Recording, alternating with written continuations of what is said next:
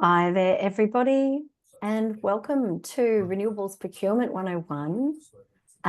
We're just waiting on some of the registrants to join, so we'll get started in just a couple of minutes. Hopefully you've grabbed some lunch and you can enjoy the session with us. See the numbers going up there already. That's great news. This is our first session for 2025, which is exciting. We ran the previous Renewables Procurement 101 back last year in November. So perhaps you're rejoining, or perhaps you're new to this space entirely, which is absolutely fine. This is, as the name suggests, a basics course and just a 1 hour session.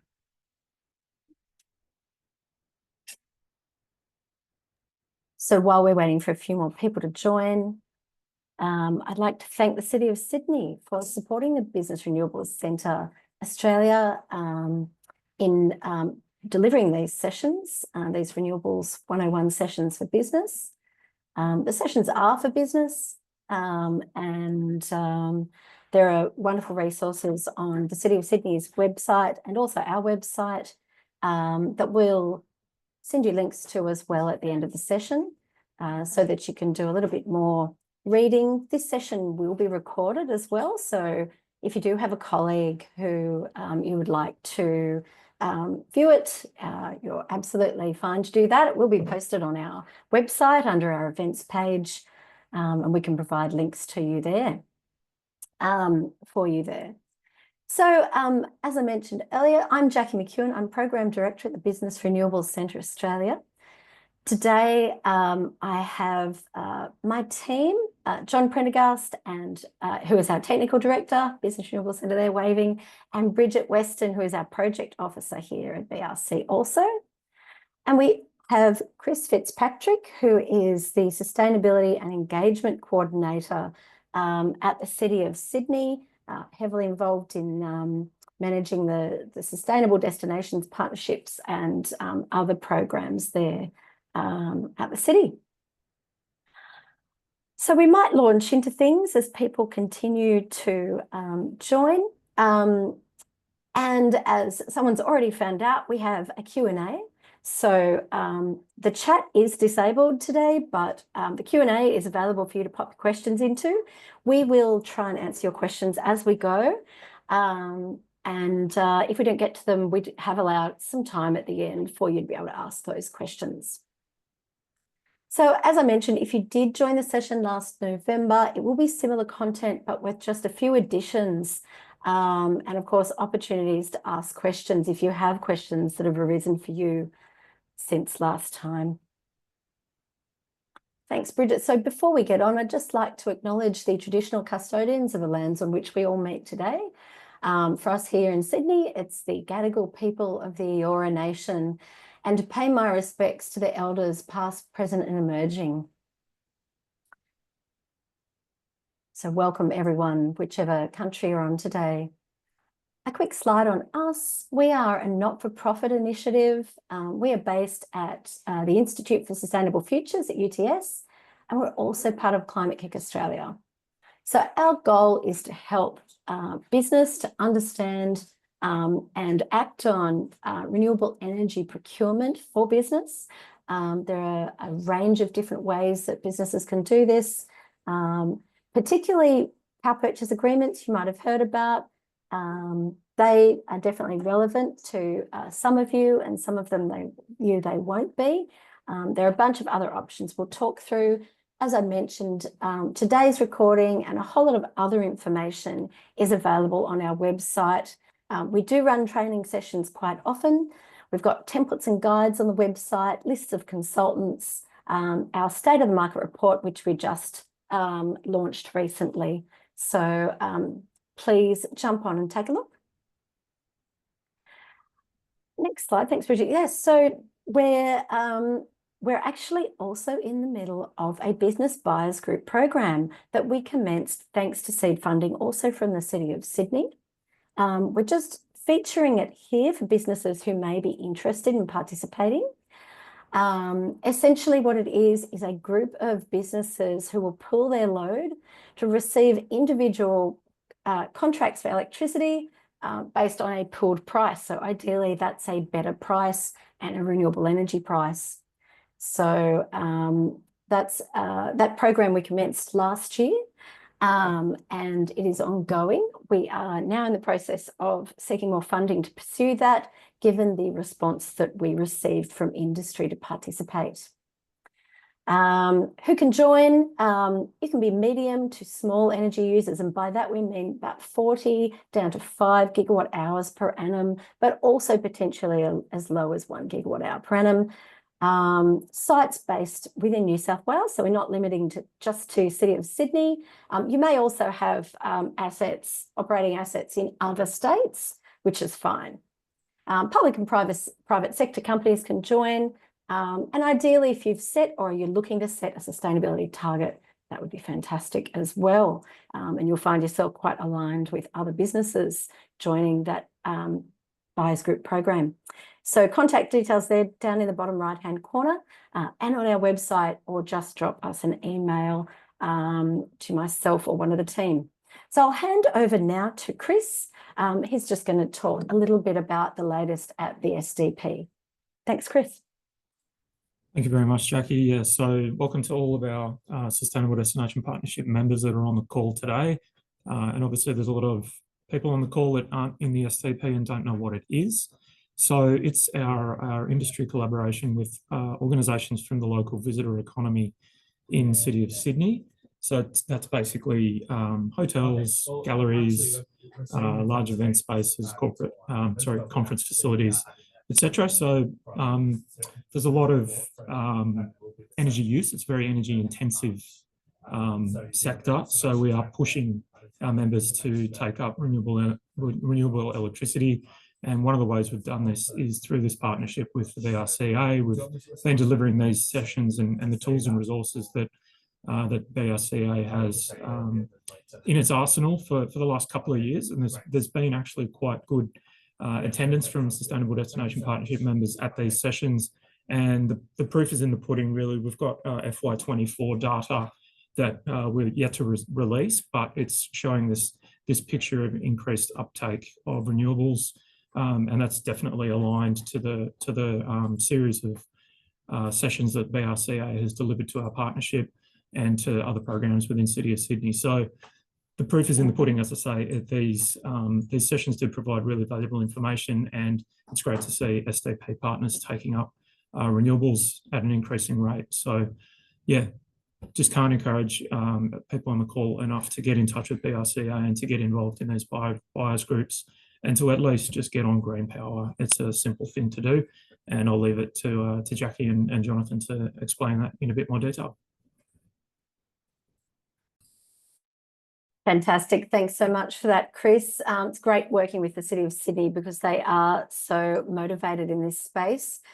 So we're delighted to be working together on this and other projects. So today's agenda, importantly, so we're going to start just a little bit of high-level energy management for business, where to start. We're going to talk a bit about why businesses go renewable. It might be really clear for you, but you might also be wondering why others doing it. Then we're going to launch into the main section of our webinar, which is going to be all about the renewable energy purchasing options that are out there for you. They do depend somewhat on how much electricity you buy, and just keep that in mind. And we'll go through those options. Then we'll have a little, we've got a little slide there about how you can choose an option. The larger you are, the more options you have. So there is a little bit of guide there for how you can do that. And then obviously where to get some more information and what else is BRC-A doing right now that you may be able to participate in. So when it comes to energy management, there are a range of options, and you might already have implemented or investigated and implemented a number of these in your business. We really encourage organisations to start with energy efficiency, and that includes reducing your energy use and also demand management, where that's something that you can do, load shifting, those sorts of things to different times of day, depending on the type of organisation you are. Not always an option for corporate-based businesses, but certainly there are a lot of resources out there for energy efficiency and how to do that in your organisation.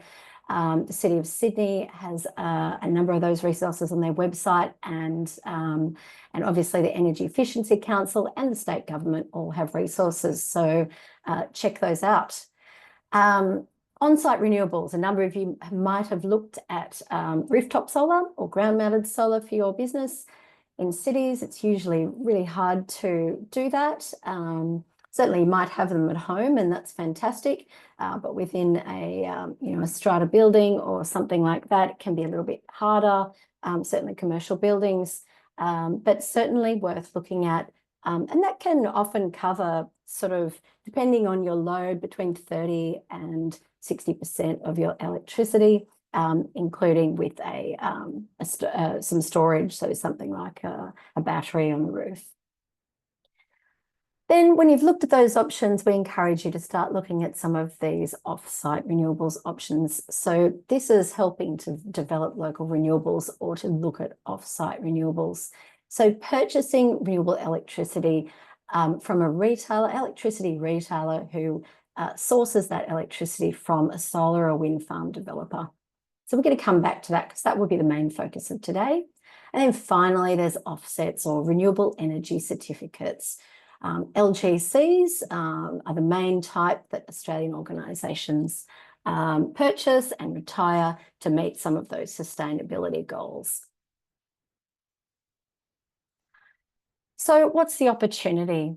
A lot of organisations come to us because they're looking to reduce their carbon emissions and any associated carbon liabilities. Maybe you've set a corporate net zero target or some other decarbonisation goal. Maybe you've signed up to Climate Active or Science Based Targets Initiative, one of those, and you're looking at your scope 2, which is your electricity, to learn how you can reduce that. Managing that carbon risk long term is another really good reason why organisations and really large energy users do it as well, particularly as that's a significant risk and cost for them in the long term. Off-site renewables also enable you to access renewables without any capital costs. So if you do have on-site, if you are looking at on-site, obviously there are some capital costs there for having that installed. So it can often supplement what you're doing there or replace it. It can also position your company as a sustainability leader in your sector. There are a lot of organisations, lots of sectors now that have done this. However, that leadership is still very much a driver for a lot of organisations. It can strengthen your corporate brand, and ultimately, if you're large enough, you can support new investment in renewables and regional communities.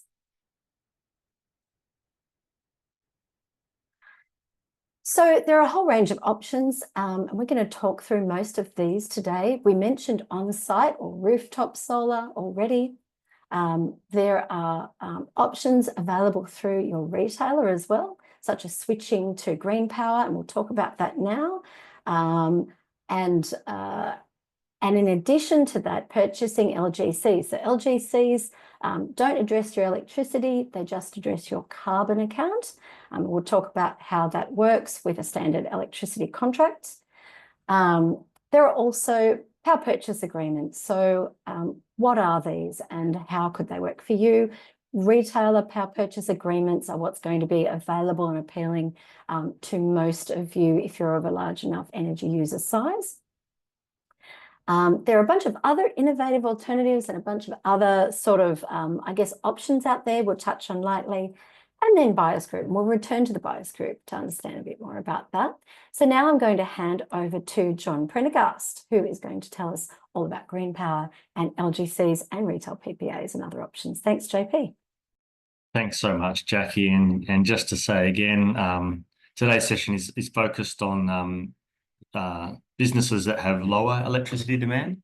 You might hear a lot about corporate PPAs and large-scale funding of projects by very large energy consumers like Coles and Woolies and Telstra and the likes. And the options more available to businesses, some of them are very large businesses, large corporates, but smaller energy demand, are primarily these options we're discussing today. So GreenPower and LGCs, what are they? GreenPower is a government program that allows households and businesses to support the generation of electricity from renewable sources, and it carries out the administrative work of ensuring a renewable claim is credible. So it's kind of like a measurement and verification system managed by the government to ensure that if you buy GreenPower, that is accounted for properly and sees generation from a wind or solar farm. LGCs is different. It's separate. They're large generation certificates and they're part of the GreenPower program, but you can buy them separately, not just via your retailer in a GreenPower scheme.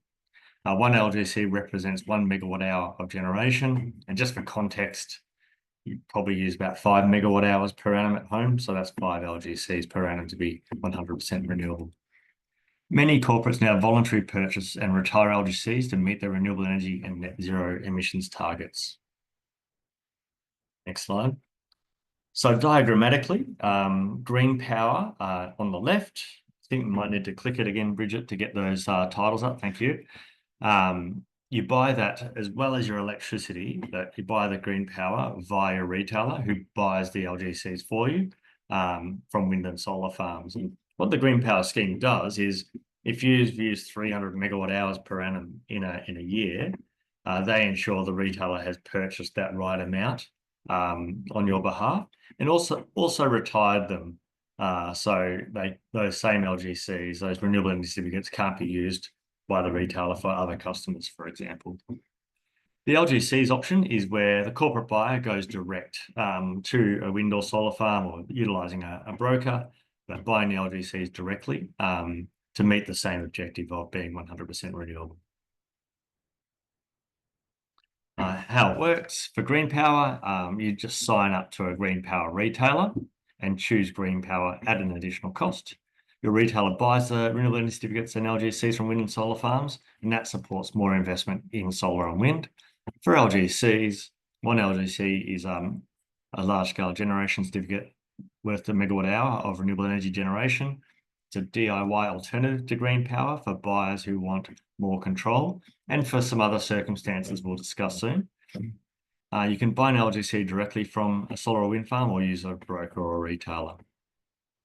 LGCs are transferred into your Clean Energy Regulator portal and you surrender them annually to match your electricity demand. So if you've bought 500 in a particular year and you find you've used 380, you would retire 380 and 120 stays in your account and you can utilise them for the next year, for example. More on GreenPower, the retailer buys enough LGCs to match your demand, and this is accredited by GreenPower. It's the simplest and easy way to buy renewable electricity, and it's available from most electricity retailers. You can also purchase it from brokers. Generally, no transactional management costs, no consultants or legal costs either. So I think for small businesses, GreenPower is kind of like your sustainability superpower. And whilst you hear of these large deals and the financial benefits they get, a lot of time and effort goes into setting up large-scale corporate PPAs, a lot of legal cost, transaction cost, business case, 1-2 years of preparation and procurement and negotiation works. Whereas GreenPower is simply a matter of switching and ticking a box. It immediately reduces your organisational emissions, and it's most suitable for smaller corporate electricity users. It's excellent for staff and stakeholder engagement. Often staff discuss at their work whether they're 100% renewable or not, and it's also something you can promote to other stakeholders in tenders and so on. It's also available for residential customers. It is less tangible, so you don't know exactly where your LGCs are coming from and you don't have a direct connection with a wind or a solar farm. And in terms of the business case, it's simply an additional cost. And For the smaller businesses where using electricity, and that's only $10,000, $20,000, $30,000 a year or something like that, that is an additional cost with only the environmental return on investment and brand. But it is a relatively low cost compared to setting up sustainability teams and all these larger deals being done by larger energy buyers. Onto LGCs. Onto a case study. So Green Building Council, they host events, and being the Green Building Council, they want to make sure they're as sustainable as possible. So they purchased GreenPower for their events. Similar to an LGC deal, it's a decoupled GreenPower. So whilst they have their energy bills, they bought GreenPower accredited LGCs in a decoupled fashion. Their driver was sustainability. It reduced 9,480 kilograms of CO2 equivalent based on around 1,300 kilowatt hours of electricity usage. It cost 5 cents per kilowatt hour added to their electricity invoice. They purchased this GreenPower for each of the Green Building Day events. The event was covered with 3 megawatt hours of GreenPower, 1.12 megawatt hours in total for the 4 days. Their quotes on their media release, we usually estimate the annual amount of LGCs we need to cover events and then purchase them from different providers to not favour one over the other. In terms of communication, terms are used by everyday people to get the message across to attendees and other stakeholders. So that GreenPower brand and messaging is very well known and easy to understand. Another case study, City of Sydney. So they purchased GreenPower Connect. Their GreenPower Connect audits the purchase with lower fees for accreditation. They got a sustainability driver. They've achieved 100% renewable electricity in June 2020, targeting net zero emissions for the whole of their LGA, their local area, by 2035. In terms of communications, and they're encouraging residents to switch to GreenPower, and obviously businesses by funding our work and like this today. And they've also signed a retail PPA for renewable electricity with Flow Power, with supply from Bowman and Sapphire. Bowman Solar Farm, Sapphire Wind Farm in New South Wales. So on to LGCs, some of the benefits and limitations. You're buying directly and can see more control regarding price and where the LGCs come from. Some corporates prefer the flexibility to keep LGCs separate from electricity purchasing, particularly corporates with demand in multiple states. LGCs can be purchased regularly, for example, annually or via a long-term contract, 2 to 7 years. And they can offer a tangible link with a solar or wind project. And they can be purchased from electricity retailers or via energy consultants or brokers. This option does require more time and management, and does not directly finance new renewables or create additionality.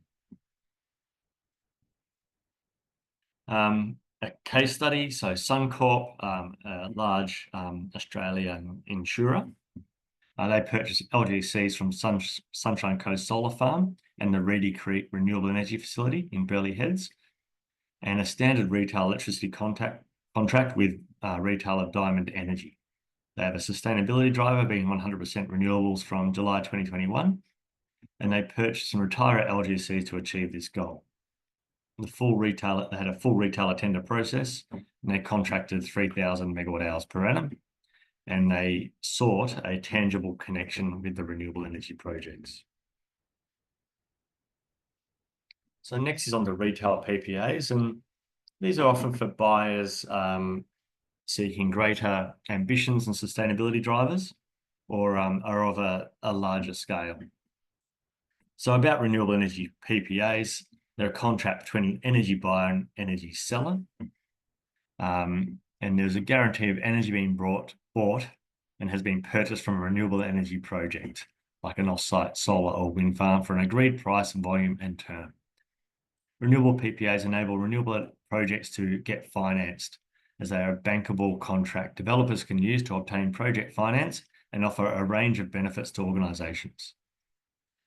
They can achieve environmental and sustainability targets. They can manage energy price fluctuations. And we know the energy market has been extremely volatile over the last 10 to 20 years. So having that steady pricing is a great advantage. And beyond just environmental benefits, they can achieve other environmental and economic benefits. So more than just emissions reductions, like regional benefits and other social and biodiversity ambitions. PPAs support the decarbonisation of Australian businesses in the electricity grid by providing financial certainty for renewable energy projects. So who is buying them? Some of the buyers I mentioned earlier. We've just gone through 2024, which was the biggest year yet for corporate PPAs, underpinned by massive deals by Rio Tinto. Those two deals in Queensland will, one with a wind, one with a solar farm, will provide 10% of Queensland's power when they're built. So they were quite big corporate PPAs. Queensland has the leading state last year for corporate PPAs, and the market was quite evenly split between wholesale and retail PPAs. Retail PPAs is the topic of this particular section of the presentation, but wholesale is where you go directly to a wind and solar farm and have a power purchase agreement. So last year there was Rio Tinto, but also Equinix, La Trobe University, Digital Reality, North Queensland Airports Group, and Telstra. Telstra, I think that was their 5th PPA. So fantastic work by them. So on to the next slide. Here's a great slide that kind of just sums up the attraction that we've got our scope 2 emissions, and we've toiled away over the years getting rooftop solar where possible, efficiency projects.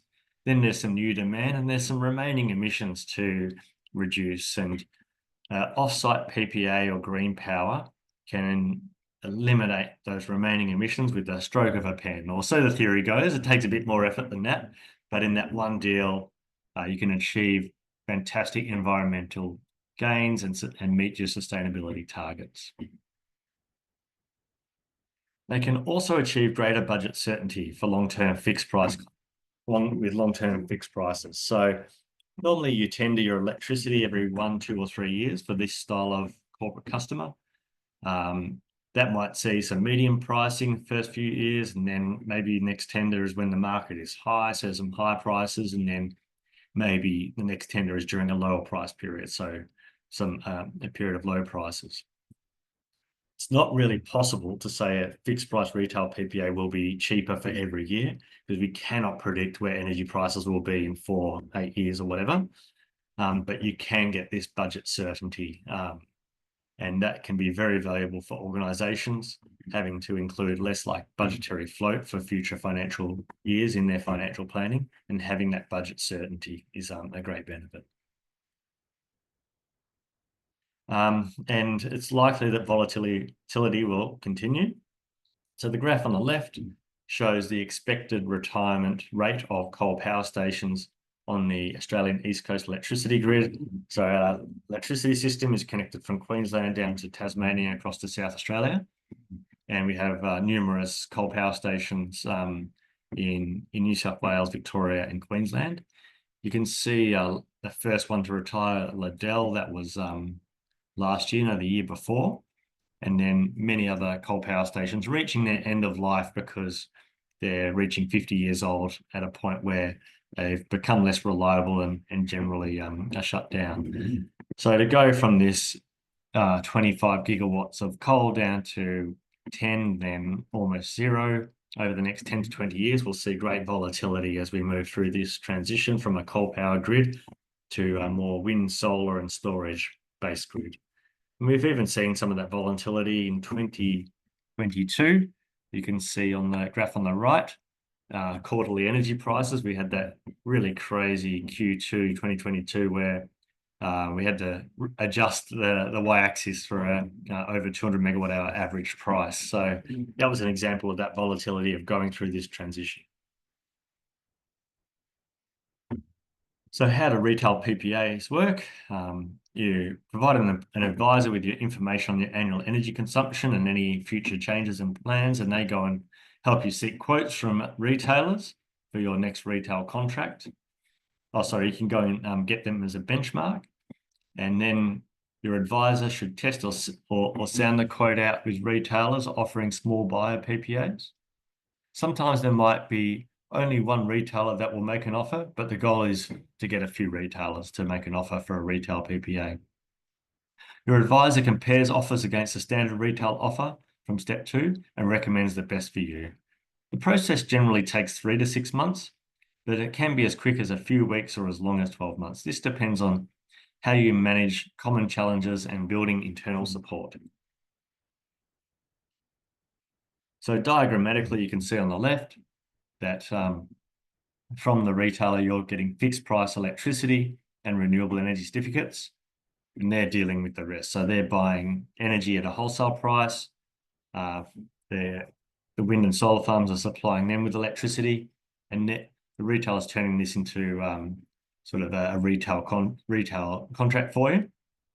This retail contract can be fully firmed where it's fixed price for the next 5 to 10 years, however long you contract for, or it might have some adjustments or be one of these wholesale pass-through, wholesale price exposure contracts where it's firmed up with wind and solar PPAs. The retailer acts as an intermediary buying between the buyer and the renewable energy developer. It's integrated into your electricity bill and connected to the physical supply of your energy. Generally, they're 5 to 10 years, and the costs vary with the level of firming and how fixed the pricing is. They're generally suited to buyers with an annual energy consumption greater than 1 gigawatt hours per annum, and they replace your current retail contract for the portion of electricity that you contract. Here is a case study, HSF legal professional services firm. They've done a retail PPA for their offices with Flow Power. They had a sustainability driver. They've signed up to a 2030 net zero goal as part of the Science Based Target Initiative. They signed a 10-year deal with supply from wind and solar. And their quotable was that we have been wasting no time pursuing the target, with Sydney joining other offices in our global network using 100% renewable energy, including our London, Belfast, Brussels, Dusseldorf, Frankfurt, and Madrid offices. This list will only grow as other offices in Australia and abroad pursue renewable energy opportunities. Also, there was Lion Brewery and AHA, Australian Hotels Association. Lion anchored a deal, so they led the procurement for a retail PPA, a 10-year deal, and they also invited via Australian Hotels Association dozens of New South Wales pubs and hotels to join them. And it decreased from 11.5 cents per kilowatt hour to 6.9 cents per kilowatt hour for AHA members, and expected to increase the savings by 40% per annum. And part of the supply was from the proposed 120 megawatt Silverleaf solar farm in New South Wales. Some innovative approaches. So a project I worked on, Grong Solar Farm, when signed a contract with IAG for a corporate PPA. IAG are one of Australia's largest insurer, and they were seeking to go 100% renewable and signed Australia's first corporate PPA with a community-owned solar farm. And this was done as a retail PPA, utilising the retailer Clean Peak Energy. Grong Solar Farm utilised crowd equity investment with over 600 investors, an Australian first. Grong Solar Farm also hosts the Haystack Solar Garden, whose members receive on-bill credits for their virtual solar plots. The IAG CEO visited the under construction solar farm, and IAG released an announcement video. So they really celebrated the deal, visiting the site with the CEO and having a video and launch, which was a great comms and marketing piece. Community benefits and best practice principles. We have a new guide coming out relating to this topic as well, but we have this best practice principles, and that's about ensuring the sustainability and other benefits of your PPA match your organisation's ambitions. Principle 1 for a good PPA is that it's actually supporting the decarbonisation of the grid. So how is it helping new wind and solar get financed and built, and reducing emissions in the grid? So it's something you can work with a retailer or investor that is very active in supporting finance and construction of new wind and solar farms, for example. Another one is, does it go further than just that? So does it include battery storage or demand management or other things that you're doing to further help the grid decarbonise? And principle 3 is other objectives. So did it use local workforce or long-term unemployed or local Indigenous workforce for construction? Did it have biodiversity investigations or agrivoltaics on the site? These sorts of things. So we have a guide to help you understand best practice and maybe get a little bit more out of your PPA. Renewable energy PPAs that are good for nature, people and business. So this is a guide for industry setting the standard, and it's for corporate energy buyers and sellers. And it comes with a self-assessment tool, and you can see a bit of a snapshot on the right. And it's seeking to raise the bar and set the standard for renewable energy project delivery of environmental, climate, community and organisational goals. And how does your renewable energy project perform against environmental and social criteria? We've got many case studies like the IAG one we just mentioned, BHP, SA Water and UNE. So we encourage you to read it. It's been prepared by ourselves, BRC-A, ERM Energetics and WWF Australia, and comes with a self-assessment tool across 11 parameters. So we're really trying to raise the bar on the development and construction and operation of wind and solar farms. And it's great to partner with those ones trying to achieve that best practice. Some other options. So we're aware that there's numerous options out there. So a quick mention of some of them now. There's an organisation, Greener for Business, that specialise in sustainability for small business. There is Whatever, a great comparison website. There's a few out there. I quite like Whatever. And it does have a GreenPower option. It's a checkbox down the bottom of the final screen. So I might have a chat to them about moving that GreenPower option up a bit higher for our benefit. There's Zemble, that is a comparison website as well, a bit more active than Whatever, whereas Whatever's more DIY. And there's often deals going. I see the Australian Pharmacy Guild, they got together pharmacists and did a group deal with Nectar. So it's another example to keep an eye out there for a group and other opportunities that are occurring. So on to choosing an option. How are you going there, Jackie? I'm back. Give my voice a rest. Thanks very much for that, JP. And just before we jump in, another would be My Greener Planet is another example. There are a whole lot of those sorts of options that JP was mentioning you can have a look at out there that we aren't so involved in, but certainly shop around and make sure you get something competitive and that really suits your business. And suiting your business is really the most important thing. Renewable energy purchasing is kind of horses for courses, really. And so how do you choose an option? So as I mentioned earlier, really your energy usage size matters. So understanding what your energy usage is really, really important. And it's going to be the first thing that a provider is probably going to ask you. If you're a very small business in terms of your electricity load, i.e. if you're less than, in New South Wales, Queensland and ACT, if you're using less than 100 megawatt hours per annum, in Vic I think it's 40, in South Australia 160. If you're under that, then you're classed as a small business and you aren't able to enter into a contract as such. A lot of the options we're talking about here are contracts. So important to understand that threshold. If you want more information on that, let us know.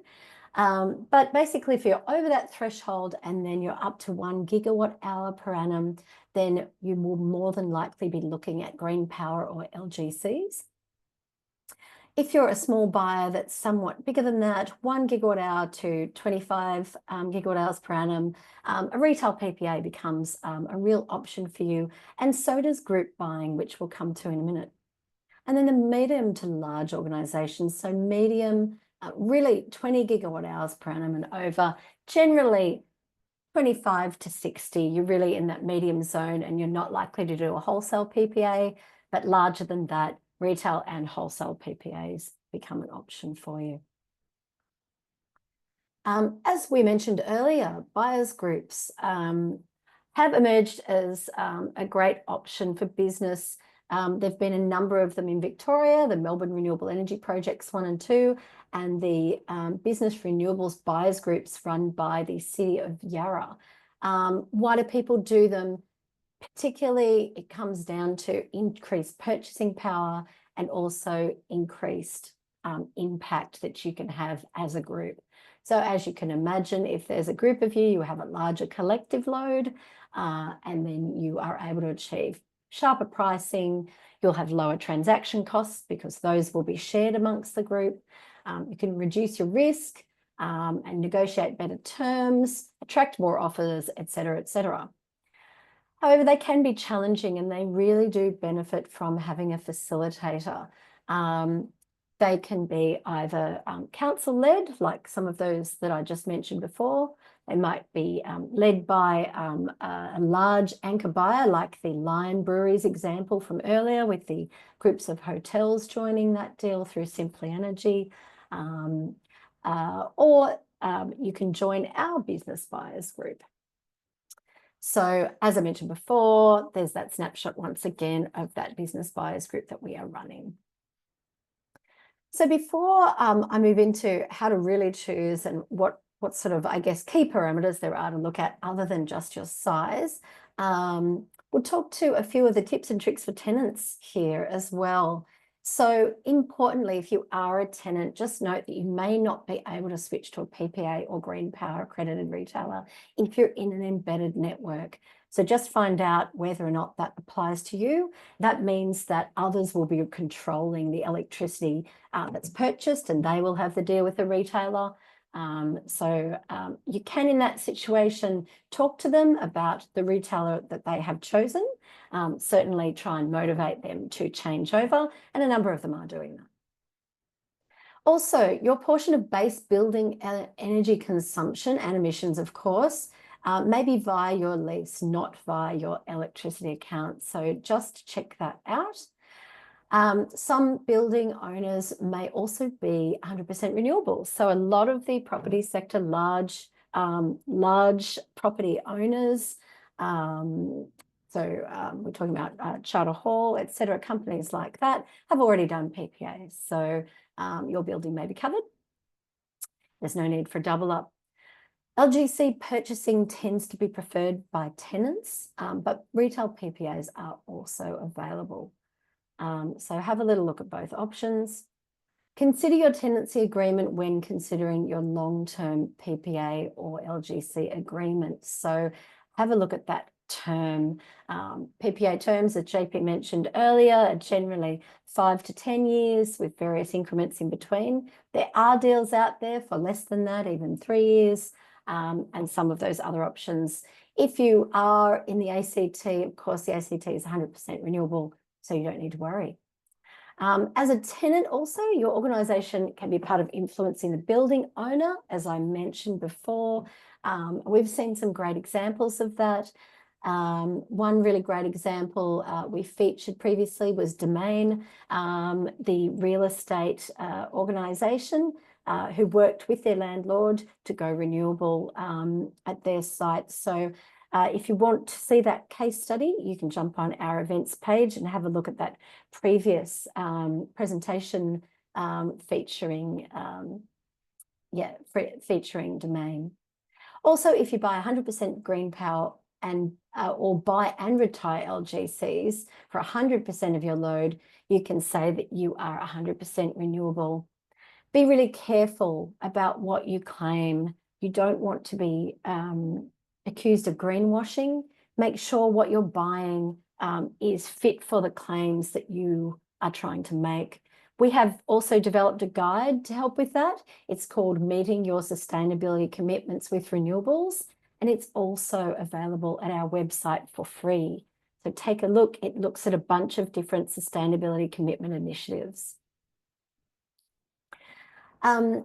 How to choose. So this slide, I guess, gives a little bit of a summary of all the various options that we've talked about today across the top. and some of the considerations. So down the side there, whether or not there is a term agreement, and what sort of term agreement or annual purchase it might involve, for current and future electricity contracts and whether or not they're affected, managing price fluctuations and which ones actually achieve that and which ones don't, with regards to your electricity, and obviously the cost of LGCs if that's what you're going to buy. Meeting your sustainability goals. They all do meet those goals to a degree. It depends on your specific goals, as I mentioned. Just be really careful with those. And then independent GreenPower accreditation is also an option for most of those. So finally, where to get more information? So obviously we've mentioned our website and the City of Sydney's website also. We are also about to deliver our next PPA training bootcamp. It is a 1.5-day workshop. We usually run these 1 or 2 times a year. This one coming up on the 26th and 27th of March is actually going to be in Newcastle. We probably won't do one in Sydney or Melbourne this year because we're going to be delivering this one in Newcastle. So if you are able to attend, that's fantastic. It's well worth doing. In particular, we invite a bunch of energy buyers that have already done PPAs to come along and talk about their challenges, how they overcame them, things like how they built their business case to do a PPA and how they worked through all the questions from their C-suite and were able to influence them to get that to happen. So if that's you, the bootcamp is definitely for you. That is actually supported by the New South Wales government this time. So normally our price for the bootcamp is around $2,000. This bootcamp is actually a very nominal sum of $50 per participant. So if you are interested, it's a wonderful opportunity this year to join. We'll also be doing one in Queensland if you have colleagues based in Queensland, in Brisbane, in May this year. On the next slide. So some of the resources that we have on our website, and the city does too, that are available right now, that will go into a little bit more detail on each of those. These are guides as well as videos of previous webinars specifically on each of these. We dive into a little bit more detail on each of those topics. So please visit the website. If there's anything that you want to ask about that, please feel free to jump in. And now we have some Q&A. Q&A. We have a bunch of questions there in our Q&A. If you've got any other questions, we've got about 12 minutes to cover those, which is plenty of time. So thank you all very much for asking questions. We've got a bunch of questions to start with here, in particular around GreenPower. So JP, I think you're looking very energized to answer a few of those GreenPower questions. So I'll hand over to you. The first question here is from Alan Wang, asking about the Green Building Council's GreenPower purchase.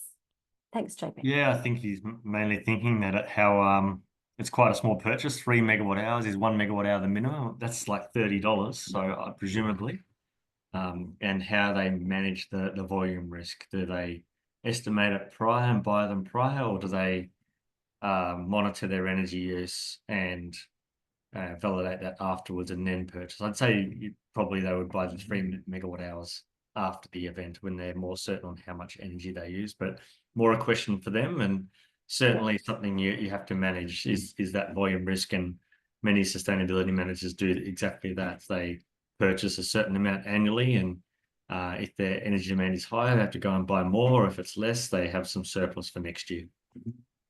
Yeah, and so speaking with your retailer about that and comparing retailers that do provide, that do offer those GreenPower options. Well, it's a benefit of GreenPower, isn't it? That you can use more or less power and they just manage that volume risk within reason.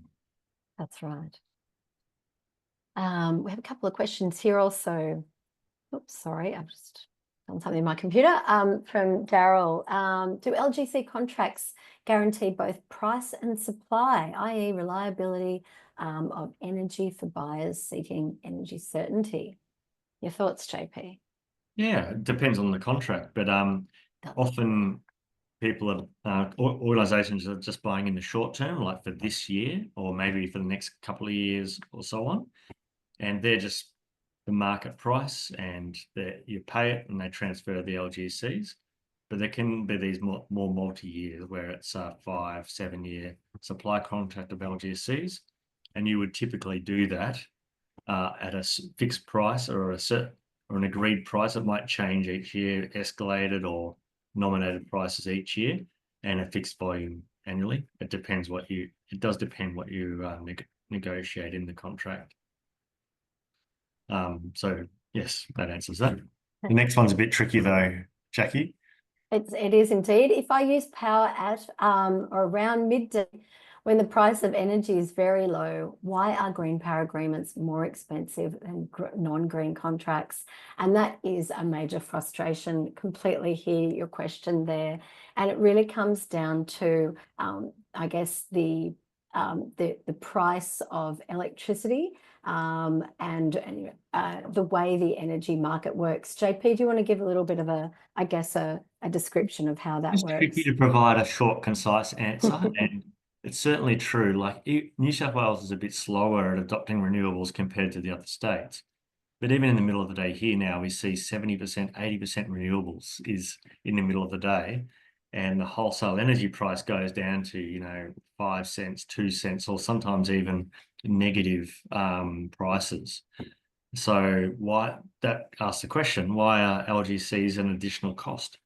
And the reason being is GreenPower and LGCs are kind of a measurement and verification system. So to ensure that if you're using 50,000 megawatt hours a year, that's how many LGCs you need. And if you go and build a solar farm and you use 50,000 megawatt hours per annum and it produces 60,000, you have to retire $50,000 to match your demand, and you have 10,000 spare that you can sell into the market. Using power in the middle of the day is good for the environment. It helps soak up solar at a local level and also a grid level. But someone else really has produced that power, and they're the holders of the certificate or the PPA off-taker who's buying those LGCs, and they really get to claim the greenness.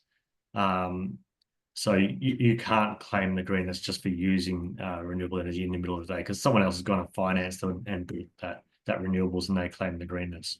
And the purpose of the LGCs is also to ensure there's no double counting, that not 3 different people can't say they're green from the same megawatt hour coming out of a solar farm. So it comes at that additional cost because the holder of the LGC can make that claim of being 100% renewable, because they're responsible for financing and building that in the solar farm. And I guess it's why PPAs have become appealing, because you can have a little bit more of that direct benefit depending on the price that you're able to negotiate as part of that retail PPA. Green power is an additional cost, whereas obviously retail PPAs, you're aiming for, ideally a lower cost or price parity. I have a question here also with regards to how should a business interested in renewable PPAs approach the question of embodied emissions in wind, solar and batteries? So that's a really, really interesting question. I think it depends on the type of PPA that you're doing to a degree. So if you know the solar or wind farms that you're in fact contracting with, that's generally wholesale PPAs, but some retail PPAs as well. You need to find out whether or not that developer is in fact, do they have a net zero goal, and are they decarbonising at the same time? So if they're already going net zero for all of that, then that's fine. Remember that you're looking at, I guess, ongoing emissions. So have a chat with the retailer about whether or not they're doing that. I think it's a bit of an emerging space at this stage. So yeah, it's definitely start having those conversations. But at the moment, probably not a lot of them would have already gone net zero.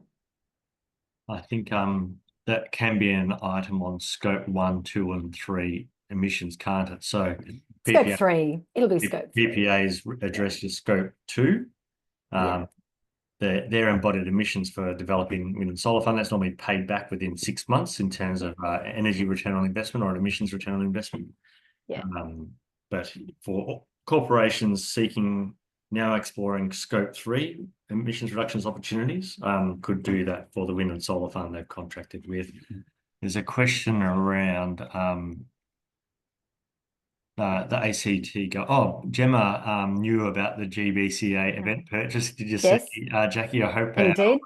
Gemma, our explanation met the mark. And Gemma, feel free to pop anything additional into that Q&A if you'd like to. That's fantastic sharing from with our attendees today. That's great. But a question about the ACT government. So they've gone and purchased enough renewable energy, just not for government operations, but for the whole of the ACT. So government, business, residential, universities, and so on. So theoretically, if you are operating out of the ACT, your electricity is already 100% renewable. They're retiring those LGCs on behalf of the community.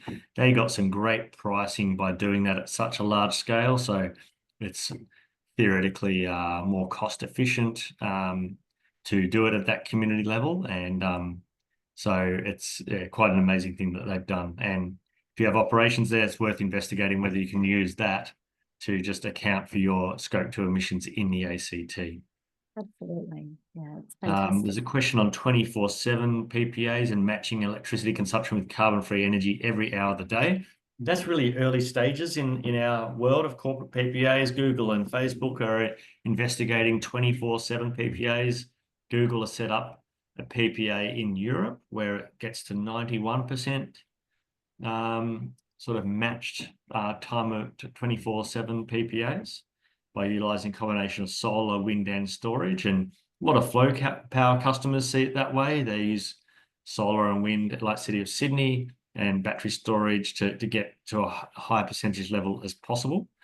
To go beyond that, you're often sort of starting to look at overinvestment in wind, solar, and storage just for one organisation and ignoring our interconnectedness via the electricity grid and the sharing and diversity of supply and demand that we have from an interconnected grid.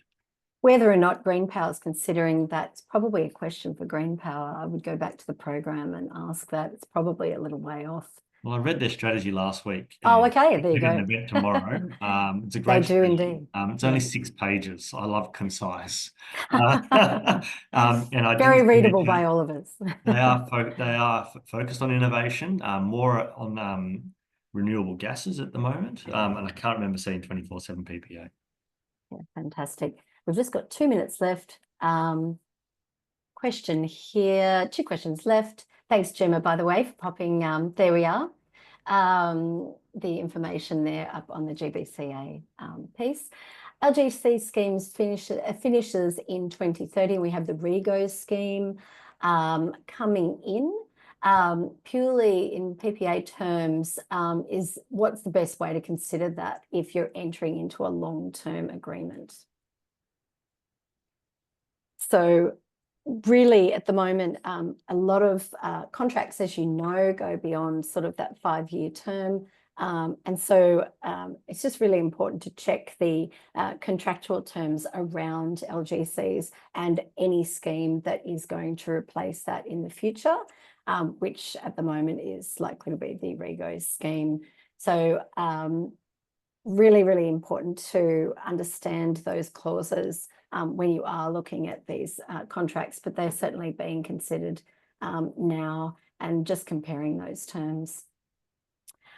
And finally, do you know if customers are able to select a portion of their electricity bill as GreenPower, say 50% or 75%? I believe, yes, I believe so. That's the case. I believe that's also for residential. In fact, you can buy GreenPower for elements of it. Also, would customers be able to select different buildings within their portfolio based on NIMI location, for example?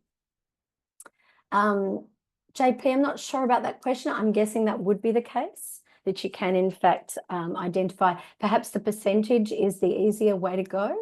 Whether or not your retailer is able to split that up into different NIMIs for you probably depends on the level of administration they're willing to do. JP, your thoughts? Yeah, I think 50%, 75% is less common these days. 10 years ago, it's quite common to have like these medium targets, but everyone's kind of 100% or nothing these days, I would say.